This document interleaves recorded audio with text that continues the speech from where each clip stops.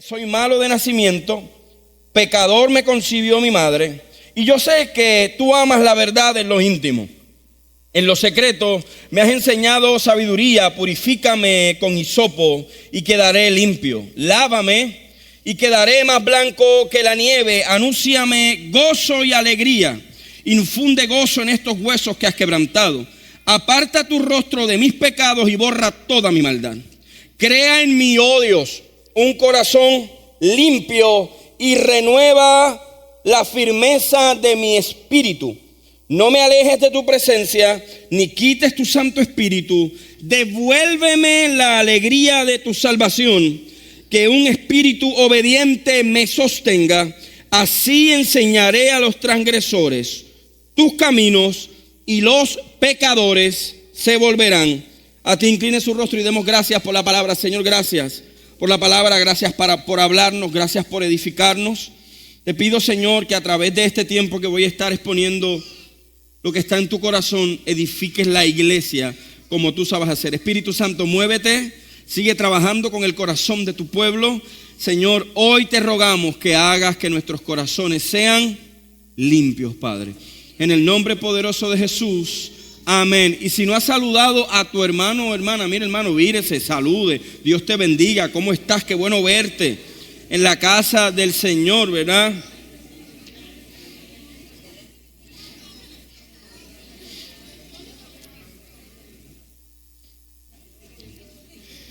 Iglesia, nosotros cuando pensamos en Dios, generalmente pensamos en cuánto Él nos da, o cuánto yo puedo alcanzar, o que mi oración se puede convertir en un proceso donde yo obtengo algo de parte del Señor.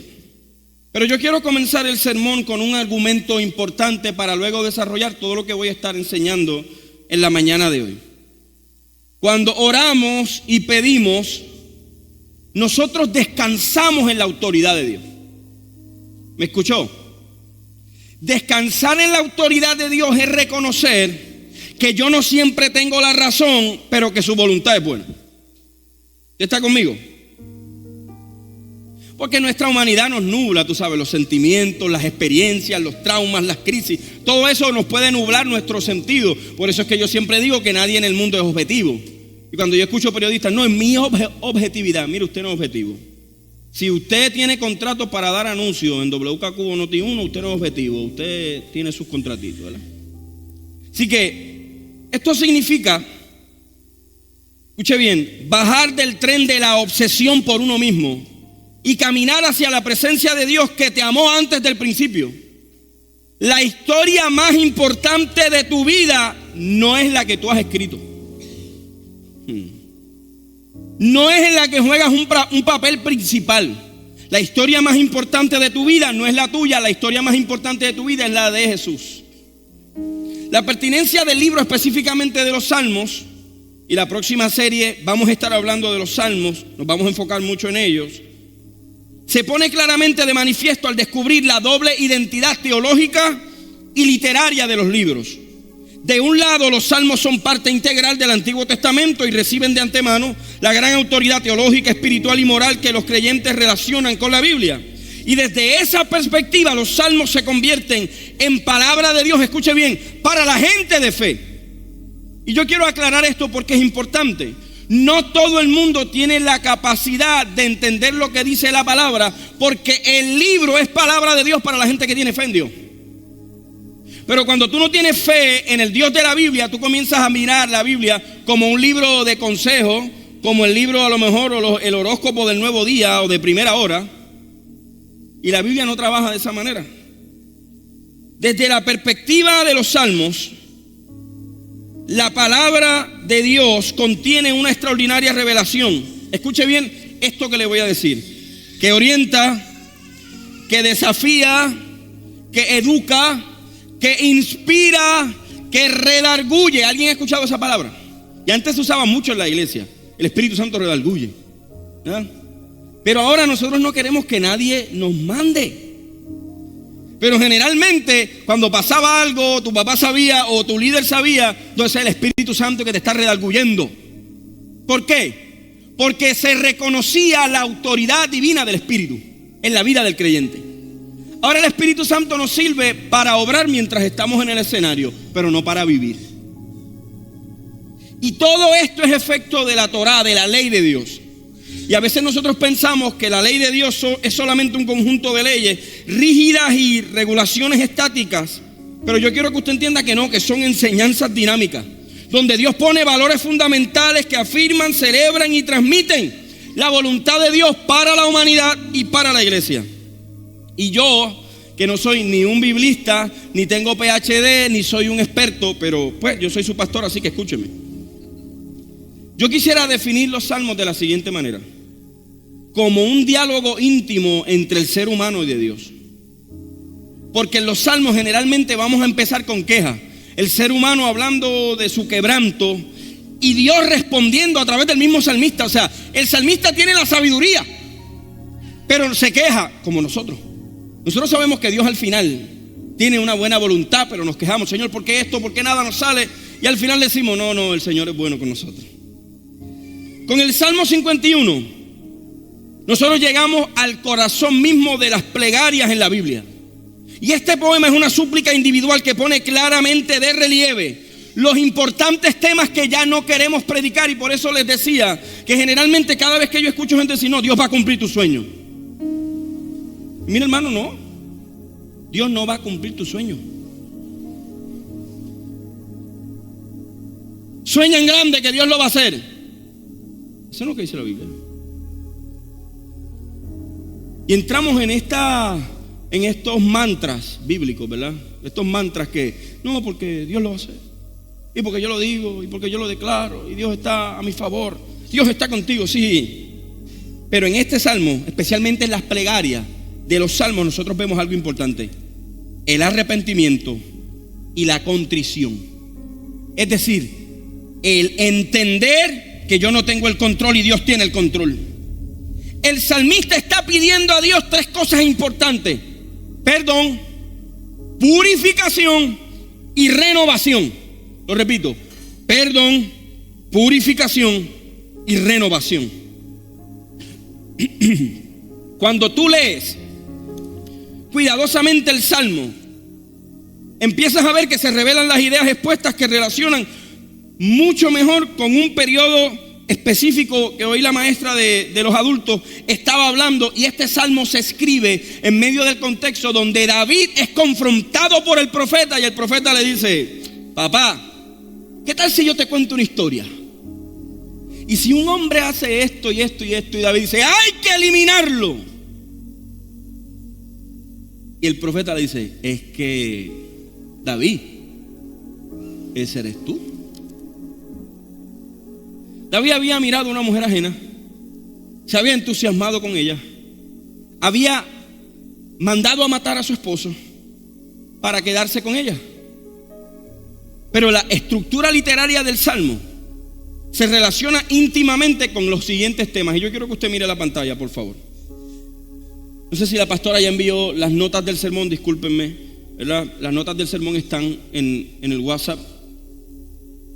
Número 1, la invocación inicial: Señor, yo necesito de ti. Número 2, la confesión de pecado. Mire para acá. A nosotros muy pocas veces nos gusta reconocer que hemos pecado. Número 3, oración de limpieza y renovación. Número 4, el compromiso y la acción de gracia. Y número 5, la liturgia final. Escuche bien, este salmo es el más conocido del grupo de los poemas, que se reconoce en el grupo de los salmos del Salterio como los salmos penitenciales, que a su vez son una subdivisión de las súplicas individuales. Y el salmista está consciente de lo siguiente: de su propia miseria, reconoce su condición de maldad, acepta la gravedad de su culpa, porque pues ha roto la alianza del pacto con Dios. Y el contexto vital del salmo no es un entorno litúrgico, sino un culto de purificación. Señor, yo necesito que trabajes conmigo. Yo necesito que me limpies. Yo soy un pecador, yo soy una pecadora y necesito convertirme. Hay algo extraordinario de esta plegaria. Y el salmista reconoce que entre la maldad y la fragilidad humana existe una realidad alterna. Usted sabe que los que vemos Marvel se habla mucho de qué, de los multiversos. Que mucha gente espiritual hay aquí. Nadie cita la Biblia así, gracias. Pero en la vida humana hay dos realidades: nuestra realidad y la realidad de Dios. Y en esa realidad nosotros vemos la gracia providencial de Dios, que no solamente está en el cielo, sino que está presente y cercana. Y en el Salmo vamos a ver un énfasis en la realidad del corazón y situación que divide el mismo. El salmista no le da vuelta al asunto y lo plantea de manera clara. Le voy a decir cuáles son los problemas que dice el salmista: rebeliones, maldad y pecado. Y vuelve y repite rebelión y pecado, y vuelve a decir el pecado y hacer lo malo, maldad y pecado, pecados y maldades, transgresores y pecadores, y al final dice homicidio. Y cuando yo escucho a la gente minimizando: mira, hermano, si Dios te llamó, te vas a ser rey. Y cogemos la historia de David, hermano, y no le ponemos énfasis a la situación del corazón de David. No, Dios te llamó a ser rey, vas a ser rey sin importar lo que diga la gente. Eso no es verdad. Primero, que tú no eres David en la historia. David es Cristo, el rey que venció todos los gigantes. Está aquí. El salmista está apelando a la naturaleza amorosa de Dios. El salmista no está apelando a la presencia de Dios por remordimiento, y esto quiero que lo escuche, sino que apela a esa realidad por reconocimiento. Y reconocer nuestra realidad es una acción de humildad. Y a veces nosotros entendemos la humildad como ser pobres. Y hay gente pobre que no es humilde, y hay gente rica que es humilde, ¿no? Porque el dinero que nosotros tenemos no implica humildad, si tenemos o no tenemos, dónde vivimos o no, o dónde no vivimos.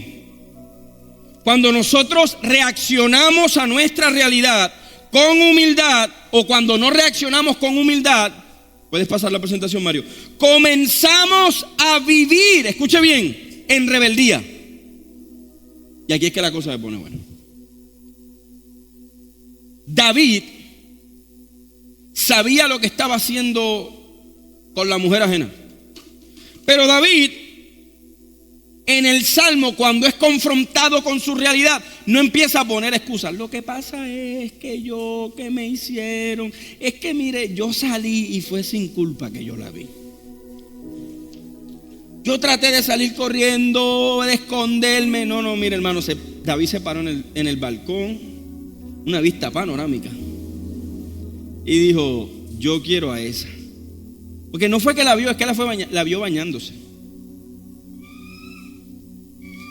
David vio algo que le gustaba. Pero si hay algo que me encanta de David, es su actitud cuando es confrontado. Yo, Señor, reconozco que necesito un corazón nuevo. La gente que se presenta a la presencia de Dios con humildad y reconocimiento puede vivir las palabras de la gracia, las posibilidades de la gracia. ¿Cuáles son las posibilidades de la gracia? Perdón y restauración. Y en hebreo la expresión que usa David, ten piedad de mí, transmite la petición de un favor inmerecido, que significa misericordia. Señor, acércate a mí. Yo sé que tú no te tienes que acercar, yo sé que yo no me lo merezco, yo sé que todo lo contrario, he puesto 20,000 tropiezos para que tú no te acerques, pero... Y hermano, Dios muestra su misericordia cuando tú renuncias a tu rebeldía. Lo repito, Dios muestra su misericordia cuando tú renuncias a tu rebeldía. La palabra rebeliones que utiliza David en el Salmo es una actitud de rechazo totalmente a la autoridad. Señor, yo he sido rebelde, he vivido en rebelión y no estoy viviendo una vida bajo tu autoridad. Y mire para acá, por favor. Si hay algo importante en tu vida, es que nosotros como creyentes no solamente vivimos una vida de adoración, sino bajo la autoridad del que adoramos. Lávame es otra expresión importante. Y lávame es un verbo vigoroso que transmite un sentido fuerte. Se utiliza para describir el proceso de limpiar ropa. Y ahora limpiar ropa es fácil porque usted va a la lavadora, la echa, terminó, la pasa a la secadora, se acabó el problema, la dobla, los que la doblan, si no la tira en la cama, ¿verdad? Si hay algún esposo que quiere testificar. Pero lavar significa: Señor, quítame el sucio con energía. Tómame como una ropa que está manchada y límpiame. No me laves en delicate.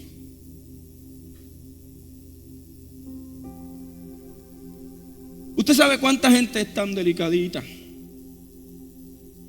Ay, si el pastor dice, no, que aquel dijo, no, mire hermano, escuche bien.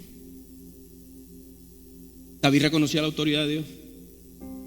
Y vivimos en un tiempo que si uno se pone a ver las redes sociales, yo digo, Señor, si esta gente viviera lo que publica, ayúdame Dios. Todo el mundo sabe de Dios, hasta que llega el punto de la autoridad de Dios. Lávame, Señor. Lávame de mi iniquidad. Iniquidad significa aludir a un acto deliberado de maldad. ¿Qué implica eso? Que tú sabes que es pecado. Ya te enseñaron sobre eso, se te ha predicado sobre eso, pero tú lo haces ¿de qué? De maldad. No es un acto de debilidad. La palabra iniquidad significa yo rebelarme 100% contra la autoridad. Pero vimos la palabra lávame, pero ahora yo quiero que veamos la palabra límpiame. La palabra límpiame se utiliza en el culto, en la liturgia, que pone en manifiesto el proceso de purificación. Señor, yo necesito que me laves por completo. Este hombre que está aquí es el hombre que acaba de perder un hijo, que embaraza a la mujer que le roba a un hombre que estaba en la guerra, y su hijo muere. Pero David, en medio de la muerte de su hijo, no se rebela contra Dios, sino que reconoce: Señor, yo he pecado contra el cielo y contra ti, y solamente contra ti he pecado.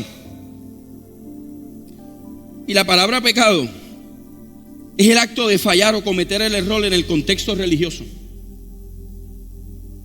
Y posiblemente esta expresión de contra ti he pecado debe ser una indicación de que el pecado era de corte religioso. ¿Cuál era el gran problema de David? Que idolatró, escuche bien, el placer. Y nosotros vivimos en un mundo que constantemente está ¿qué? Buscando ¿qué? Placer. Mira, hermano, la gente de antes no salía de vacaciones, vivía normal.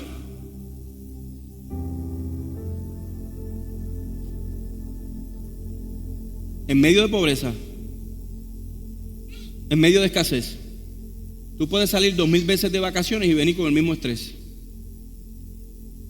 Porque el pecado no se limpia en un avión, se limpia con la sangre del Cordero. Y nosotros vivimos en una constante búsqueda de placer. ¿Qué nosotros hacemos para comer? Yo conozco gente que, oye, ¿y ese restaurante donde vamos tiene fotos de la comida? Y la gente ve la foto y dice, pues yo quiero ir. Cuando llega allí, las fotos que estaban eran un plagio y, ¿verdad?, te desanima. La idolatría, escuche bien, y quiero definir idolatría de esta manera. Y yo he hablado mucho de la idolatría en la iglesia. La idolatría es el acto de dividir el corazón entre dos dioses. Eso es idolatría. Yo no puedo decir, no, Señor, como tú no hiciste eso, yo voy a hacer lo que me dé la gana. Como tú hiciste aquello, yo voy a hacer lo que yo quiera. No. El salmista es congruente en sus palabras. Y yo creo que a la vida cristiana hoy le falta congruencia. Te amo, Dios, pero no te amo. Te amo, pero voy a hacer como yo quiera. Te amo, pero no voy a consultar nada contigo. Te amo, pero por favor. No, el salmista es congruente y dice: yo quiero ver, Dios, tu misericordia.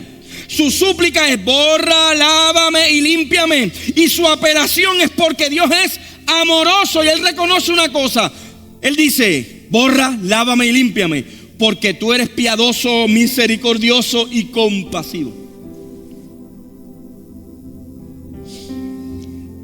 En su oración, el salmista le dice: límpiame con hisopo. Y el hisopo, escucha bien, era un arbusto de hojas pequeñas cuyas ramas se utilizaban en algunas ceremonias de purificación. Se usó en la Pascua para aplicar la sangre del cordero. El hisopo fue la hoja que utilizaron los israelitas en Egipto para marcar los dinteles. El salmista está mirando atrás la historia del pueblo y está diciendo: con eso mismo que limpiaste a aquella gente, que lo libraste de la muerte, líbrame de la muerte destructora que está acabando con mis huesos, que está quebrantándome. Pero el problema es que muchos de nosotros no asumimos la misma actitud de David. ¿Qué asumimos? La actitud de rebelión. La palabra hisopo también se utilizaba para los ritos de limpieza de personas leprosas. David está diciendo: yo soy un leproso en tu presencia. Pero el problema es que nosotros queremos acercarnos a Dios al mismo nivel de Dios. No, yo soy rey. No, tú eres el sirviente. Ninguno de nosotros tenemos corona. Nuestra única corona va a ser otorgada cuando estemos delante de Él. ¿Usted dice amén? Pero el problema es que nosotros queremos estar, mire hermano, delante del Señor como iguales. No, usted no es igual que Dios. Usted no está en el mismo nivel de Dios. Límpiame es un grito de auxilio, es una súplica llena de verdad. Dios nunca te va a restaurar de las excusas y de las mentiras. Dios siempre te va a restaurar en la verdad. Es un principio poderoso. Y aquí los que estudian psicología saben que se lleva a la gente a aceptar. Y el primer, usted ve cualquier taller, usted va a cualquier taller y le dicen: no, el primer problema para salir del alcoholismo es aceptar que tienes un problema. Eso lo dice la Biblia. ¿Tú crees que eso se lo inventó la psicología? No, la psicología descubre, Dios crea. La ciencia descubre, pero Dios crea. Límpiame implica: Señor, yo he pecado, yo necesito que mi corazón sea cambiado. Y la narrativa del Salmo va presentando un cambio de prioridades. Mira para acá, ¿cómo están tus prioridades? Vengo cuando puedo y vengo cuando me acerco. Puede ser que esa sea la mayor razón de tu falta de crecimiento, porque Dios no es nuestra prioridad. El salmista lo dice de una manera tan hermosa: crea en mí, oh Dios, un corazón limpio y renueva ¿qué? La firmeza de mi espíritu. Y si usted ve, yo lo he mencionado en otras ocasiones, la palabra espíritu ahí está en minúscula. ¿Qué está hablando? De actitud. La palabra que usted va a ver en la Biblia, espíritu, con mayúscula, está hablando de Dios, ¿verdad? Y mira hermano, alguien aquí podría decirle: no, pastor, lo que pasa es que Dios me ha hablado, a mí me ha profetizado, yo fui a un congreso apostólico y me profetizó aquel, hermano, aquello era una línea de 2,000 personas y los 2,000 me profetizaron. Estuve 24 horas en una actividad de profeta. Dios te cuide. ¿Sabes qué dice la Biblia? Que David era un hombre conforme al corazón de Dios. Nadie en la Biblia tiene una descripción como esa. Ni Juan, ni Pablito, ni Santiaguito, ni Moisés tiene la descripción de David. Escuche bien, nuestra descripción y nuestro resumen no pueden afirmar nuestro espíritu. Es solo su presencia. Es solo cuando Él nos limpia.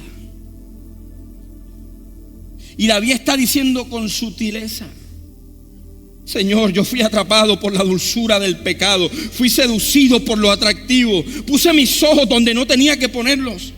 Y alguien podría decir, no, pastor, es que yo sé, yo tal pastor, yo tomé tal taller, es que yo estudio con aquel, es que yo estudio con la otra, es que es que aquel. Mira, hermano, no importa. Y en estos días, en el seminario donde nosotros estudiamos, creo que fue en diciembre, nos hicieron una entrevista y sacaron un artículo de nosotros en el seminario, hablando de nuestro ministerio. ¿Y usted sabe qué? A Dios no le importa eso. Eso es gracia de Dios. Más nada. Dios no está tratando contigo por tu descripción, sino por la actitud y el espíritu de tu corazón. Y el proverbista lo dice de una manera más elocuente que yo. Proverbios 21:2 dice lo siguiente: todo camino del hombre es recto en su propia opinión, pero Jehová pesa ¿qué? Corazón. A mí nadie me puede juzgar.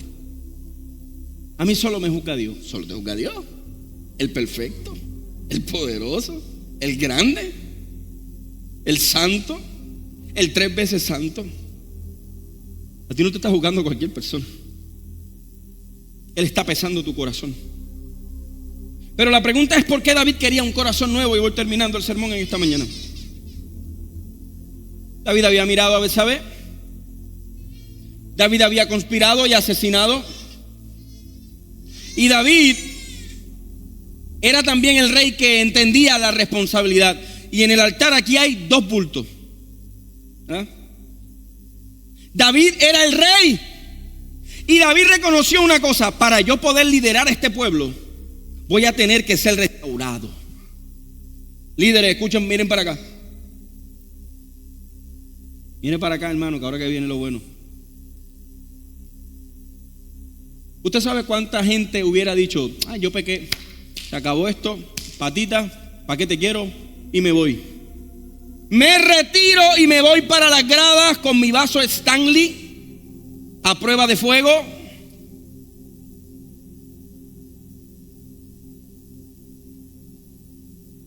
Estoy retirado. Pero en tu trabajo te piden 100 y das 300. Mire para acá. ¿Por qué yo puse 2 bultos aquí? Porque David, escuche bien, David reconocía que en su corazón él iba a guardar para poder servir. David no le dice: dame un palacio nuevo, ciérrenme. Mira, escuche bien, David no dice: ciérrenme en el balcón, destrúyanlo. No, David dice: dame un corazón limpio. Este bulto que usted aquí, que ve aquí, a mí me encanta, me lo regalaron, ¿verdad? La persona que me lo regaló está aquí.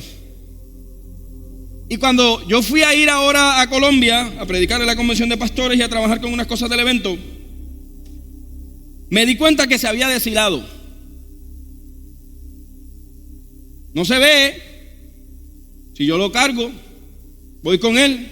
Pero era un peligro yo llevármelo, porque si en algún momento estaba en el avión o cargando algo, yo, ¿verdad? Siempre estoy con mi bulto para arriba y para abajo, parezco, no sé, un mochilero.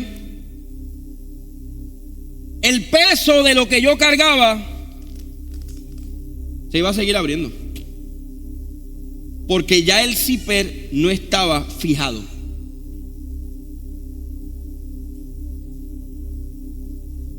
Por eso necesitan un corazón limpio. Y tuve que mandar a buscar otro bulto. Este no me lo regalaron. Se ven más o menos iguales. El problema es que los 2 parecen, pero no soportan lo mismo.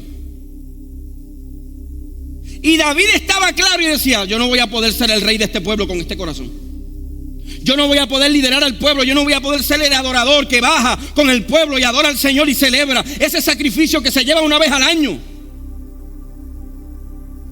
Y usted, mire, hermano, a veces lleva años en la iglesia y sentado en la banca. El problema de la banca es que el de la banca todo el mundo critica. Yo hubiera hecho esto así. Yo hubiera hecho aquello así. ¿Por qué estás pintando, verdad, con el rolo para arriba? No, mejor pinta para abajo. Él sabía que el corazón de él cargaba los talentos. Y a veces nosotros estamos todo el tiempo cargando un montón de cosas, pero se nos caen por el lado. Porque el corazón de nosotros está roto, está quebrantado. El pecado y el placer nos han, mire hermano, empezado a destruir. Otro pecado es que, no, yo me lo merezco. Yo lo sé todo. Sí, mi hermano, no, yo soy perfecto. Y están los cristianos hoy retirados en las gradas. Y el Señor nos está diciendo, para yo poder usarte primero, vas a tener que entender que necesito limpiarte. Antes de usarte, quiero formarte. Antes de exponerte, quiero limpiarte. Antes de trabajar contigo en lo que te llamé, necesito trabajar con otras cosas.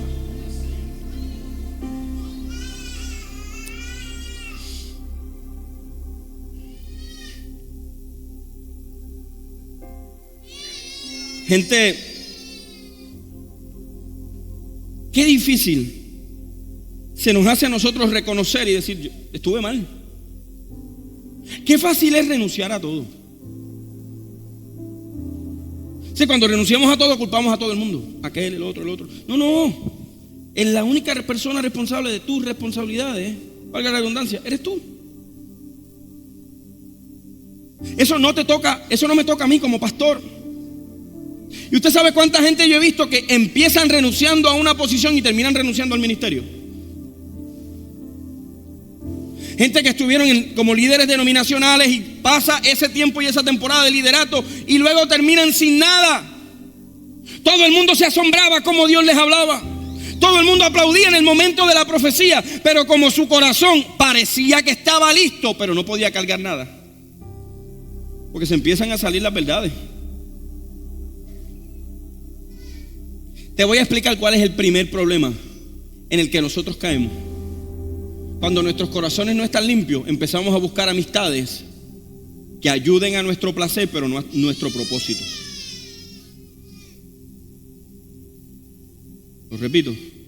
Relaciones que ayudan nuestro placer, pero no nuestro propósito.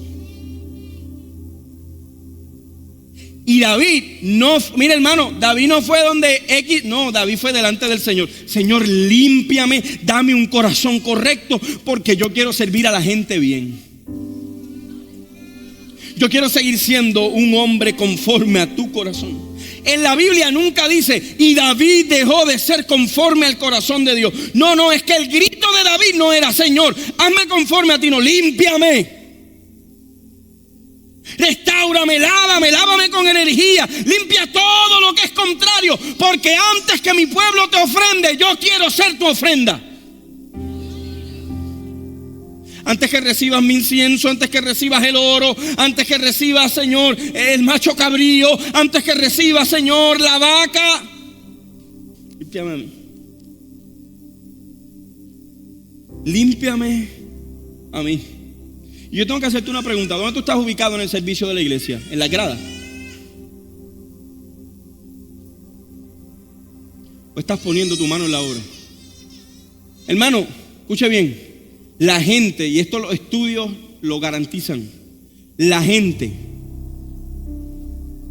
que no está sirviendo en la iglesia, con un solo empujón te saca cualquiera. Porque no eres parte de, porque no estás estás visitando. Y el Señor, yo creo que a través de este salmo nos está diciendo, dejen el retiro, ¿verdad? ¿Y qué estás haciendo? No, estoy retirado. No, tú no te retiraste, tú te rebelaste. Son dos cosas distintas.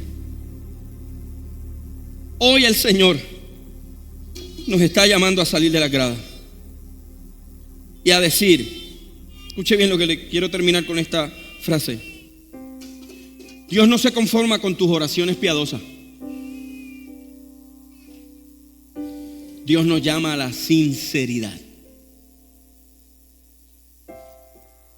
Porque Dios sabe quiénes somos. Y Dios sabe cuando estamos tristes, Dios sabe cuando estamos quebrantados, pero Dios sabe también cuando nuestro corazón se ha roto por el pecado y estamos botando todos los dones, todos los talentos, estamos desechando todo lo que Dios nos entregó. ¿Qué tal si hoy te pones de pie en esta mañana?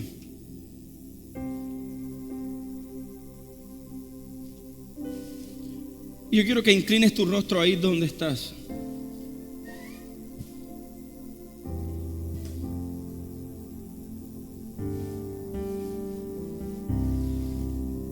Yo quiero serte fiel, aun cuando no amanezca, tú permanecerás, precioso de Israel.